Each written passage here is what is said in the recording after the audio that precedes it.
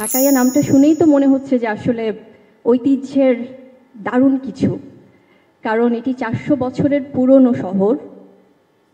এই সিনেমাটির যিনি পরিচালক সম্মানিত জাহিদ হোসেন ভাইয়া ঢাকা শহরের আমি বলবো আর্কাইভ আসলে, যার কাছে ইচ অ্যান্ড এভরিথিং সব ইনফরমেশন আছে। এবং এত বিজ্ঞ একজন পরিচালক যখন কোনো পরিচালনায় থাকেন তখন আসলে বুঝতে বাকি থাকে না যে সিনেমাটি কেমন হবে।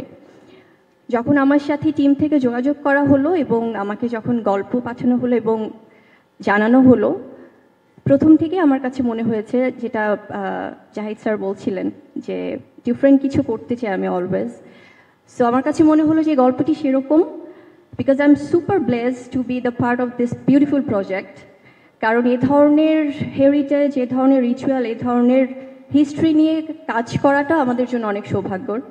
কারণ আমরা সবসময়, স্পেশালি আমি অলওয়েজ খুব ডিফারেন্ট কিছু স্টোরির অপেক্ষায় থাকি, যেখানে বুবলিকে দর্শকরা একটু ডিফারেন্টভাবেই আবিষ্কার করবে।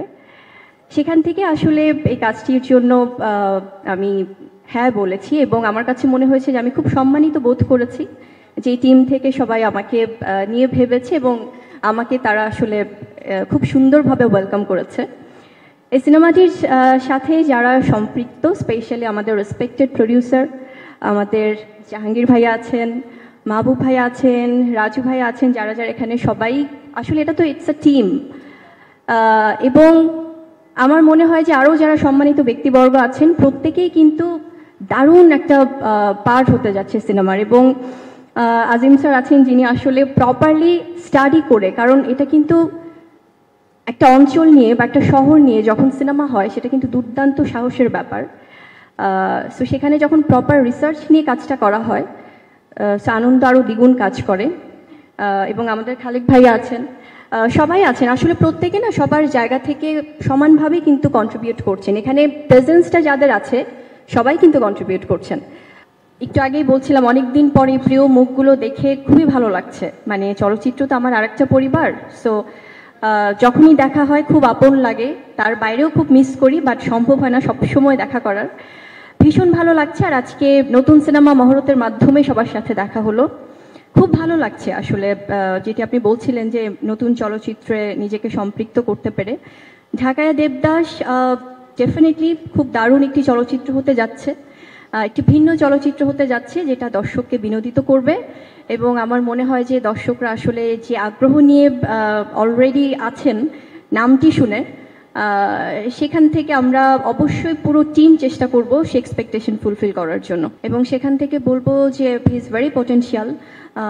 কারণ কো অ্যাক্টর বা সহশিল্পী হোক বা অন্যান্য শিল্পীরা যারাই থাকুক সিনেমাতে, এটা অ্যাজ আ টিম খুব ম্যাটার করে। তো সেখান থেকে খুব ভালো লাগছে যে আমরা আবার আরেকটি প্রজেক্ট করছি একসাথে এবং এখানে আরও অনেক বিজ্ঞ অভিনয় শিল্পীরা রয়েছেন।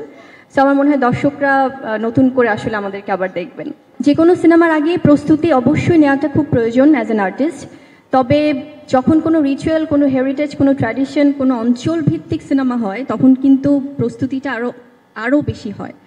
তো সেখান থেকে আমার মনে হয় যে একজন ঢাকাইয়া মেয়ে হিসেবে যখন আমি নিজেকে উপস্থাপন করতে যাব দর্শকদের সামনে, আমার শতভাগ চেষ্টা থাকবে যেন সবাই ঢাকাইয়া বুবলিকেই দেখে, বা যেটাই আমার থাকবে ক্যারেক্টারের নাম। সো সেখান থেকে আমার 100% ডেডিকেশন আমি রাখবো। এবং আমার টিম তো আছেই, আমাকে সহযোগিতা করছেন তারা ইতিমধ্যে। এবং আমি চাইবো যে সুন্দরভাবে প্রস্তুতি নিয়ে যেন আমরা শুটিংয়ে আসলে স্টার্ট করতে পারি। এটা তো চমক। আজকে যদি বলে দেই ঢাকার ভাষার কথা তাহলে কিভাবে হবে? এটার জন্য আসলে একটু আমার মনে হয় ওয়েট করতে হবে, বড় পর্দায় গিয়ে দেখতে হবে এবং তার বাইরেও তো দেখা হবেই সবার সাথে অবশ্যই। আসলে এটা অনেক বড় একটা চ্যালেঞ্জিং ক্যারেক্টার আমার জন্য হতে যাচ্ছে। তো আশা করছি ইনশাল্লাহ সবাই দর্শকরা যখন দেখবে, যখন আমার সাংবাদিক ভাই বোনেরা দেখবেন, তাদের যখন ফিডব্যাক পাবো তখন মনে হবে যে আসলে কেমন করতে পেরেছি। তবে ডেফিনেটলি খুব চ্যালেঞ্জিং ক্যারেক্টার। আসলে সাকিব বুবলি জুটি বরাবরই দর্শকদের পছন্দের, আপনি যেটি বলছিলেন যে জনপ্রিয় একটি জুটি, তো সেখান থেকে দর্শকদের ভালোবাসা সবসময় ছিল, আছে এবং থাকবে। আর আমরা অ্যাজ এন আর্টিস্ট যখন কাজ করি সবাই ইন্ডিভিজুয়ালি কিন্তু নিজস্ব সত্তা নিয়ে কাজ করি। সেখান থেকে আমার মনে হয় যে যখন অন্যদের সাথে বা অন্য শিল্পীদের সাথে কাজ করি সেটাও দর্শকরা তাদের মতো করে আসলে গ্রহণ করে। সো এটাই। আর আমার মনে হয় যে শিল্পীদের সবার নিজস্ব একটা সত্তা থাকে, সেখানে অন্য কিছু ম্যাটার করে না। আমিও প্রথমে যখন নামটি শুনেছিলাম আমার কাছে সেম কোয়েশ্চেনটা এসেছিল মাথায়, বাট যখন আমাদের বিজ্ঞ পরিচালক জাহিদ স্যার আমাকে বলছিলেন যে এটাও কিন্তু ঢাকায় সংস্কৃতির সাথে সম্পৃক্ত, দেবদাস শব্দটা, এটা স্যার ভালো বলতে পারবেন অবশ্যই, বাট তারপর যেহেতু প্রশ্নটি আমার কাছে এসছে আমি বলি, কারণ ওখানে বোধহয় একটা ব্যাপার আছে যে যারা প্রেম ঘটিত বা ভালোবাসা ঘটিত কোনো ব্যাপারে সবাই কিন্তু ইটস নট যে আসলে আমাদের এটা হয়তো ঔপন্যাসিক ব্যাপার বা ইতিহাসে এসছে যে ব্যর্থ প্রেমিক মানেই দেবদাস নাম, কিন্তু ওখানে কিন্তু ভালোবাসায় পড়লে বা প্রেমে পড়লেও কিন্তু একটা ব্যাপার আছে যে ঢাকাইয়া দেবদাস, মানে ঢাকায় একটা প্রচলিত ব্যাপার আছে যে দেবদাস বলে।